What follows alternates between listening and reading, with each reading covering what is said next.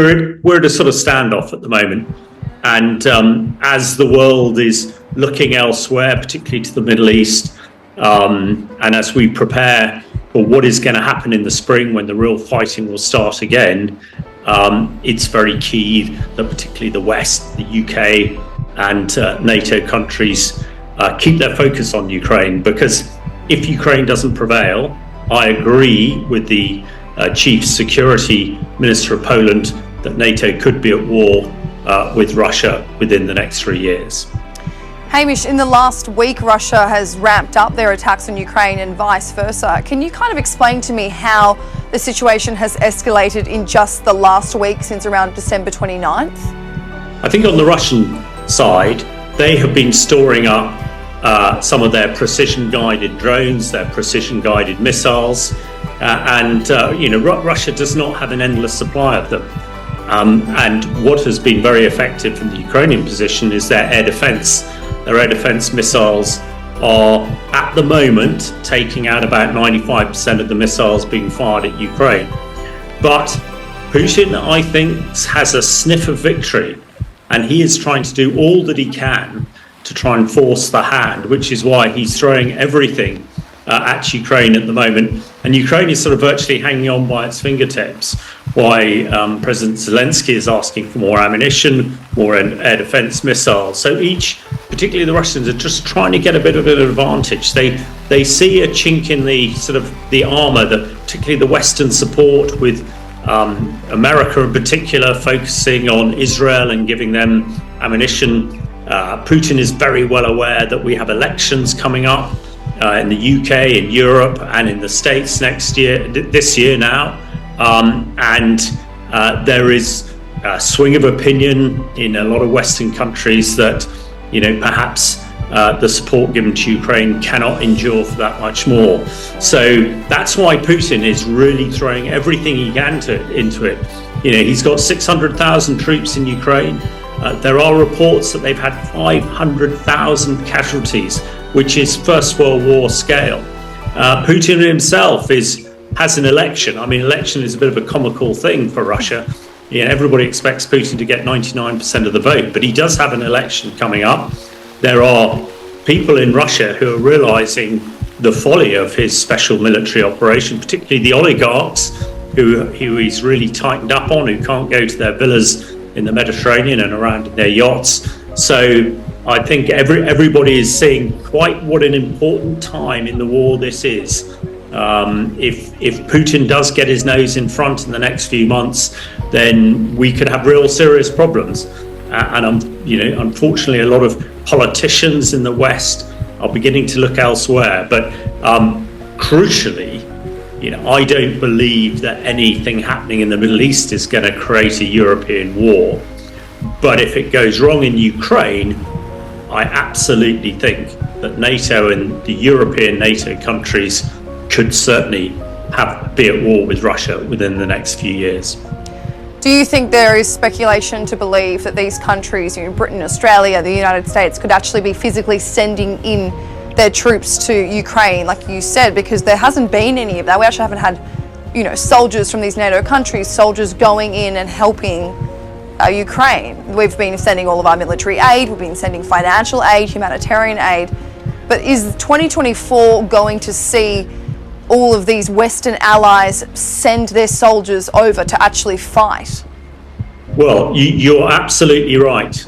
The Western allies have done everything except put their own troops on the ground thus far. And it is not beyond the bounds of possibility that if Russia starts to make some serious progress, that NATO and Western allies like Australia are going to have to consider their position. What is clear, I think, to me and a lot of others who watch this war very closely, is that if Putin prevails in Ukraine, he will not stop there. And of course, the first time he attacks a NATO country, and the next countries beyond Ukraine are NATO countries, that will bring the West into conflict. Now, it might well be that if NATO leaders see that as a possibility, then they may well have to commit forces to prevent that happening, which could possibly mean, British and other NATO forces are actually fighting in Ukraine. Now, that is still some way off, which is why it's so important.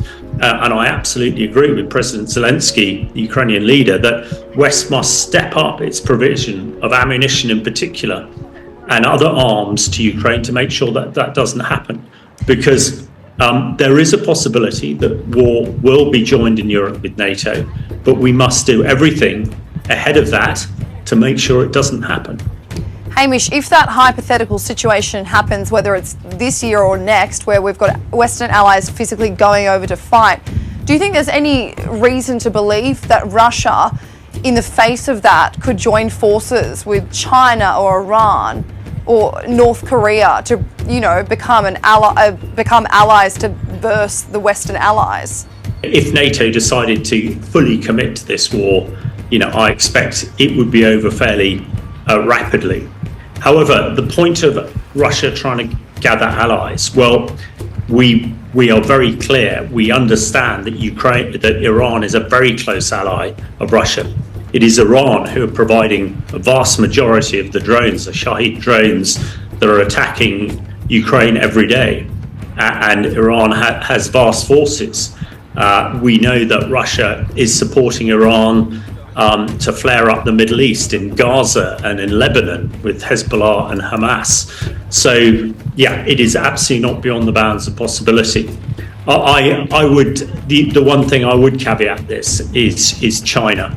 I don't see China allying with Russia to fight the West. China is entirely reliant on Western money, Western markets, to fuel its economy. And of course, North Korea is providing it with a lot of ammunition. But actually, on the global scale, these countries are fairly small. But at the moment, Russia is fighting a similar country, Ukraine, with similar forces, and therefore that's why it's balanced.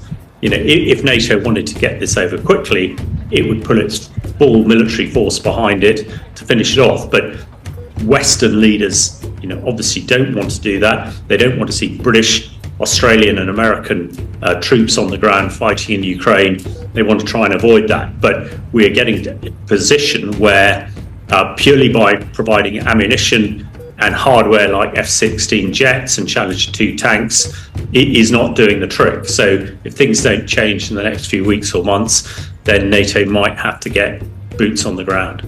Well, on that note, regardless of actually sending soldiers in, the war is dragging into its third year. Do you think these ally countries, such as the US, the UK and Australia, will continue providing this aid? Because, for instance, the UK and the US, they are heading into elections, and the US provides the most money out of any other country, a lot of money, and a lot of money that cuts into their federal debt. And when they're heading into a presidential election, it does play on voter concerns. So I do wonder, when we head into another year of war, if this will become a situation where these countries have to say, look, we can't afford it anymore.